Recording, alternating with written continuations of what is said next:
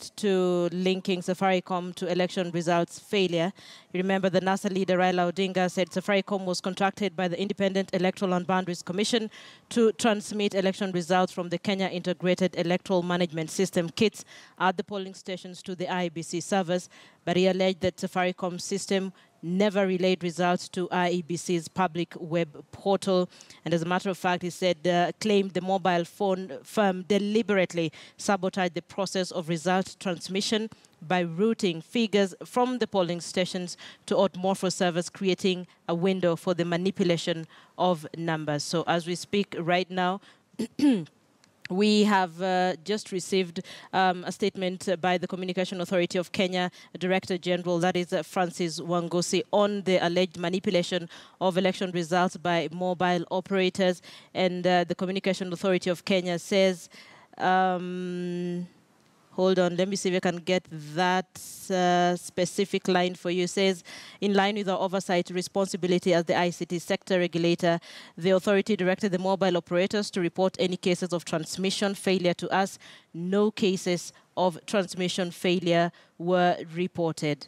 In this regard, we urge political actors to canvass their agenda in a responsible manner in order to avoid putting into jeopardy the impressive investment and other gains that Kenya has made in the local ICT sector. In the same vein, we implore politicians to report any alleged election malpractices on the part of industry players to relevant law enforcement agencies instead of engaging in, quote, blanket lynching of investors in this strategic sector. So that is the statement, part of the statement that we have just received from the Communication Authority of Kenya, basically just disputing the claims that were made yesterday by NASA flag bearer Raila Odinga. So let's have this conversation in studio about this particular statement that has just been released by Communication Authority of Kenya with respect to the allegations that were made yesterday by NASA's flag bearer Raila Odinga. He made those statements yesterday. So in studio, we have Ndindi Nyoro. He's the Kiaru Member of Parliament, Dr. Pamela Odhiambo, Migori Woman Rep. Thank you, both of you, for staying with us on News Center. So let me begin with you. What are your thoughts about that statement that had just come in from Communications Authority?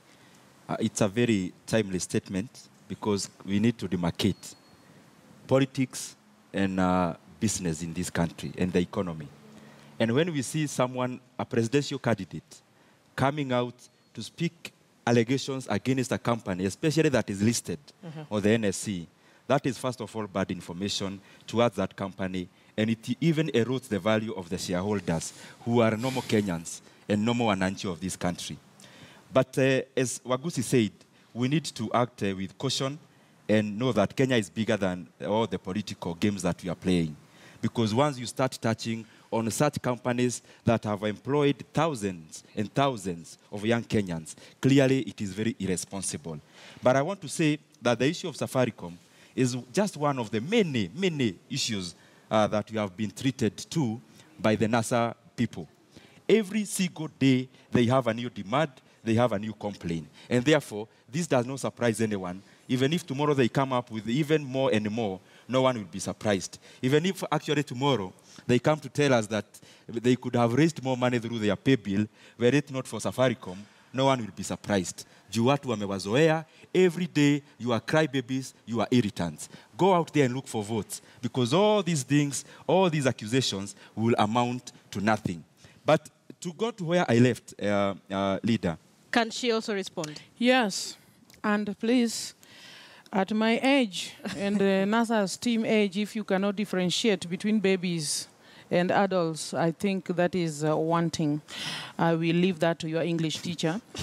What I want to say about this comment is that I appreciate Francis Wangosi for that statement. Of course, everybody in Kenya needs to take precaution. But Linda, what is amazing in all this is that we know that when the court processing was going on, there was a time that there was a demand that the server be opened and these results accessed raw by a team from Jubilee and a team from NASA and the IBC team, just to verify some of these allegations. And I remember it was said this would be done at 11 of the following day. But then it never came to pass. What was the reason? These things there was the difference, the France. That is how the MOFO thing and Safaricom came in. Because the agreement or whatever was there was actually that Safaricom would transmit these things directly to the public portal of IBC. And it never came to pass. So it is interesting that what we are being treated to and what I think I'm getting sick about, much as we need investors in Kenya, much as we need visitors to come, and I am one of them who will write a lot of proposals looking for people who can come and invest. But who said once they come, they should hold the Kenyans at ransom and do as they wish? I think this is not right. It is good to acknowledge. And if the CEO has a good answer that he can say why this thing could not be accessed until the France people woke up where MOFO was allegedly housed, then I think NASA has the right and as a to matter question. Of fact, Safaricom has also declared that they're ready to be investigated after those allegations. Yeah, that's so okay. And do we agree here that that what I've just said is on record of the court? Yes. So, Nyoro, much as we dismiss things, we are not going to dismiss facts on file.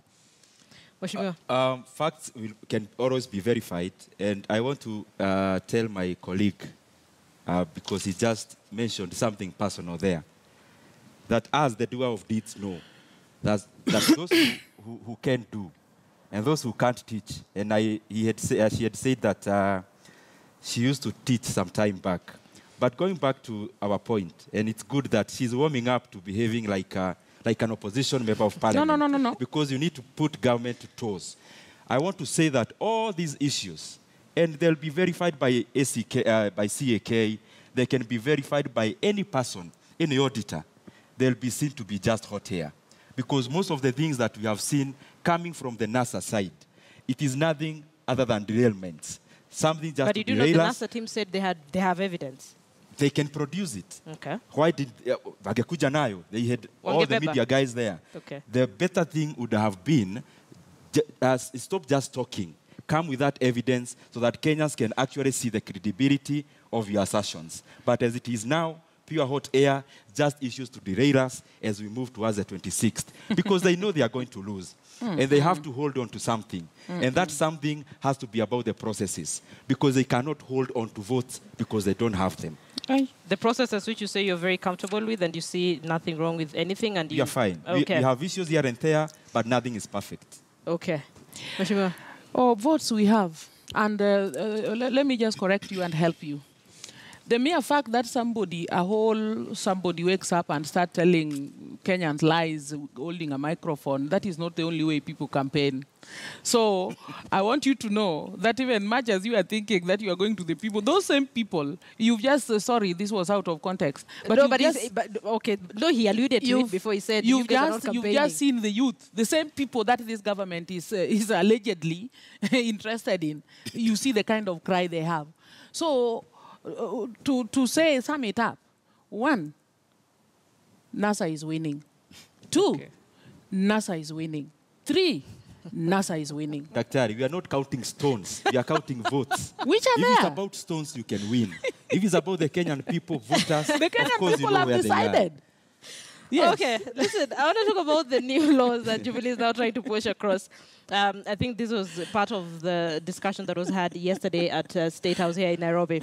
And Mheshimiwa Nyoro, you'll help us to just unpack this. Yeah. So the meeting discussed the need to include a clause in the new law that will make it mandatory for the Supreme Court to order ballot recount in the event of a presidential election petition. Yes? Yes, yes. Why would you want to do that? The background is the basis of democracy. The basis of democracy is not Saffron Morpho, it's not BVR kits. The basis of democracy is the voice of the majority, the voice of the people. And the voice of the people is exercised through the ballot. Therefore, we are only safeguarding that basis. And what we are saying is this. People go queue and vote. But a kawaida voter, once they vote, it's none of their business to do with issues about forms 34A, B, up to Z, whatever number it is. It is not the business of a voter to know how his vote or their vote is transported from Muranga, from Siaya to the Bomas. That is why we are saying, even if we are having this electronic transmission system. It only behoves... Which you're uncomfortable with in the first place. We are very comfortable with the electronic system. All we are saying is this. We need that electronic system, but we cannot be blind to the fact that no technology is perfect. Therefore, we need a backup. That is why we are saying we are retaining the electronic transmission system, but it is prudent that we have another manual system just in case this one fails. And we have seen even towards the 8th of August elections, IEBC actually gave us most of the polling stations that we are not covered by 3G. Yes. Therefore, clearly, we need some backup. And the backup you're talking about is this leader, that if Form 34A is signed at the polling station and cannot be transmitted immediately to the bombers of Kenya through the electronic system, give it room so that it can be delivered manually, because the votes counted at the polling station is what matters in the declaration of the presidential candidate who won. The other thing that we want to amend, which is based on human nature, we saw Supreme Court judges. The first time they came out to read the piecemeal judgment, one of the judges was not there.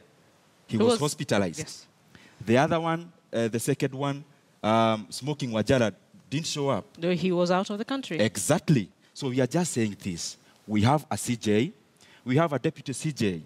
As the electoral rules are now, the CJ should announce the presidential winner, not announce, swear in the president-elect. In case that CJ is not there, then the deputy CJ can go ahead and swear in the president-elect. But we can have a situation where one is in France, the other one is hospitalized, because this is human nature. So we are just saying any Supreme Court judge, in case the CJ is not there, in case the DCJ is not there, then any Supreme Court judge can take up that role and swear in the president-elect, because Kenya cannot be held hostage by the availability of individuals. Washimiwa. Wow, interesting. I want to start by saying that that meeting at State House was good for them. Yeah. And recounting of the votes is not bad. Remember, this Form 34A, which is now bringing issues, it was not to originate just from nowhere. Yes. These votes were to be counted at the polling station and recorded therein, and then this thing was to be simply scanned and conveyed. Now, I want to weep. I'm a voter, and I believe many Kenyans out there will agree with me. You can't say it's my right to vote, but then what happens to my vote thereafter is none of my business. I think that is selfish. The voter should have the right to know, I voted for Linda. How come in this polling station where I voted, now I'm told Linda did not get any vote? Where did my vote go? Accountability is the issue here. Transparency. We should be held accountable by the voter. The fact that they have, all power in Kenya is for the citizens. See, that is what we mean by democracy. And they only delegate that power to somebody. That does not mean that now they should have no voice at all. The voice of the voter should be heard in the actual voting, plus how this vote is handled to the end where the result is finally announced. So, my colleague and the entire Jubilee, if you are representing the thinking of Jubilee, let me announce to Kenyans then that Jubilee do not care about the vote and the voters. Number two, wait, when you were talking, I was quiet. Man of God, keep quiet. When we are being told amendments are good, but listen, before we came to the conclusion of the electronic system, I think it was even NASA then who was saying, is Kenya really ready for this system? It was this government, Jubilee, led by Honorable Deputy William Ruto and President Uhuru Kenyatta, saying, Kenya has gone.com. Then they pushed for the electronic system. And then when we alluded to it, then again, we were to go back to manual. Now, it was resolved that we go electronic. In the process, allow me to raise the concept of this transmission. Why I'm telling you, Jubilee is not going to take Kenya round, and we are here watching. No, not even the devil will allow it this time round. What I'm saying is, at some stage, this same IBC, declared those 11,000 plus polling stations which were not covered. But by the end of the day, they never told us what really happened. Some other person, analyst from, I think, the UN embassy or something, American something, erased that one day on the debates when I was watching, and nobody has responded to it today. How come these 11,250, I don't know, 150 polling stations, they had no problems with transmission, and yet they didn't have coverage? What really happened? These are begging questions that Kenyans need to understand. Okay. And Hold so, on, Mheshimiwa. I need to cross over